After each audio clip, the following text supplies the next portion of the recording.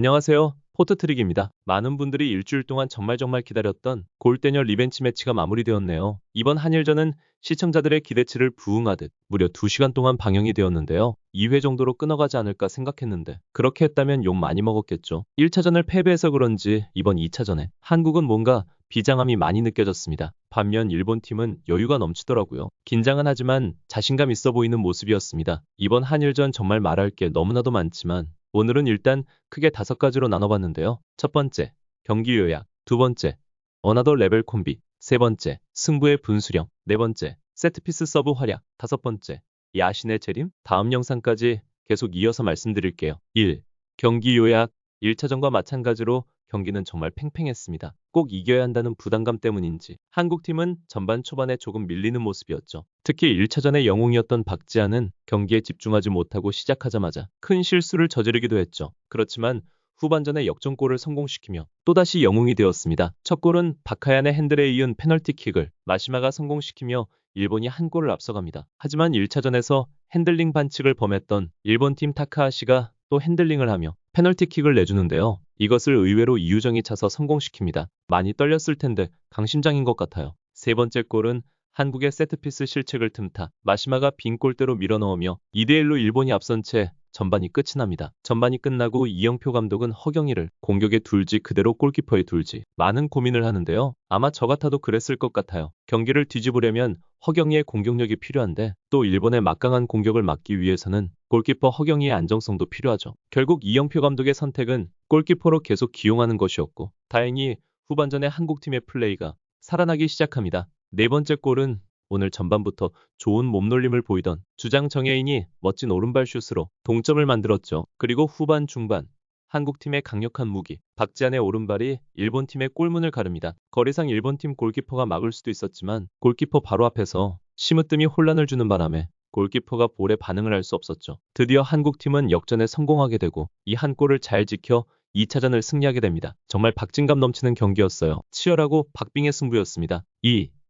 어나더 레벨 콤비. 경기 중 관중석에서 나온 말이었죠. 88번 마시마와 8번 요코야마. 저 두 사람은 정말 어나더 레벨이다라고요. 저도 너무나 공감하는 말이었습니다. 너무 잘해서 오히려 숙연해지는 느낌이었죠. 마시마는 공격, 요코야마는 수비였지만 포지션에 크게 구애받지 않고 둘이서 2대1 패스를 주고받는 모습을 보며 입에서 감탄사를 연발했습니다. 이 두 사람의 구력을 합치면 40년이라고 하는데요. 마치 캡틴 츠바사가 2명 있는 느낌이랄까요? 마시마야 이제 뭐 너무 유명해서 말할 것도 없고요. 요코야마는 후방 지역에서 전방으로 찔러넣는 스루 패스가 루이 코스타를 연상케 했습니다. 패스를 받는 퍼스트 터치와 볼 컨트롤 등 연예인이 아니라 진짜 축구선수 같았어요. 만약 심으뜸이 맨마킹을 제대로 붙지 않았다면 오늘 크게 당했겠구나 하는 생각이 들었습니다. 3.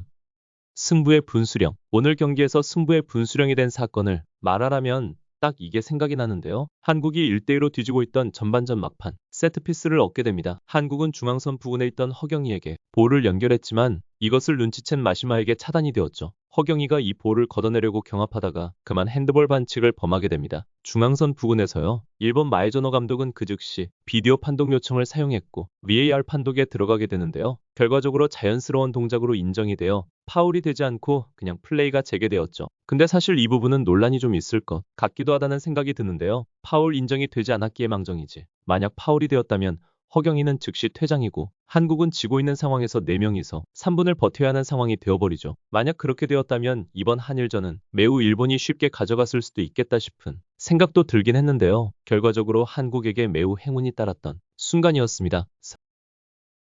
세트피스 서브 활약.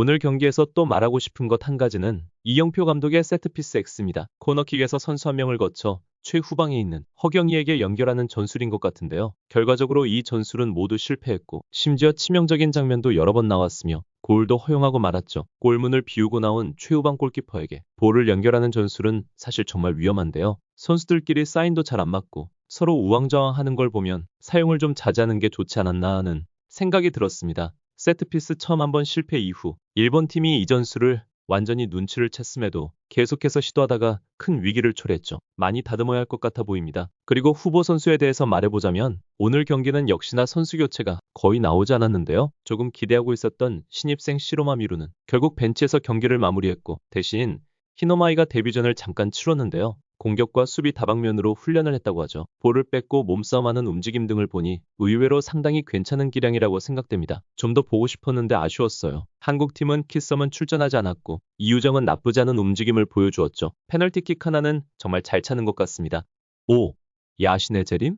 사실 제가 오늘 골대녀를 보며 가장 인상 깊었던 선수가 바로 일본 팀 골키퍼 이시인데요. 와, 정말 너무 잘해서 깜짝 놀랐습니다. 1차전 때 이 정도까지는 아닌 것 같았는데 정말 엄청나게 잘하더라고요. 뭔가 뚫을 수 없는 벽을 보는 느낌? 보통 골대녀를 보면 골키퍼들이 공중볼을 잘 막지 못합니다. 풋살이다 보니 공중볼이 많이 없기도 하고 말 그대로 공중에 떠 있는 볼이다 보니 처리하기가 상당히 어렵죠. 근데 이시희 선수는 공중볼도 완벽하게 처리하는 모습이 굉장히 인상적이었어요. 상대의 슈팅도 웬만하면 다 쳐내지 않고 잡아내는 모습도 놀라웠고요. 결과적으로 3골을 주긴 했지만 오늘 일본 팀에서 가장 인상적이고 놀라운 플레이를 펼쳤다고 생각합니다. 큰 키에 팔다리도 엄청 길어서 진짜 골키퍼에 특화된 선수 같아요. 어떡하죠? 이시희의 플레이를 계속 보고 싶네요. 요코야마와 이시희는 골대녀 다른 팀에서 영입을 좀 해줬으면 하는 개인적인 바람입니다. 이날 무릎 부상을 안고 뛰었다는 얘기를 듣고 마음이 좀 아팠는데 치료 잘하고 빨리 나아서 다음에 꼭 다시 봤으면 좋겠네요. 방송을 보고 있으니 어떻게 간지도 모르게 2시간이 순삭되었네요. 다음 주에도 더 기대되는 빅매치가 방영된다고 합니다. 일주일을 또 어떻게 기다리나요? 다음 영상에서 이어서 말씀드리겠습니다. 시청해주셔서 감사합니다.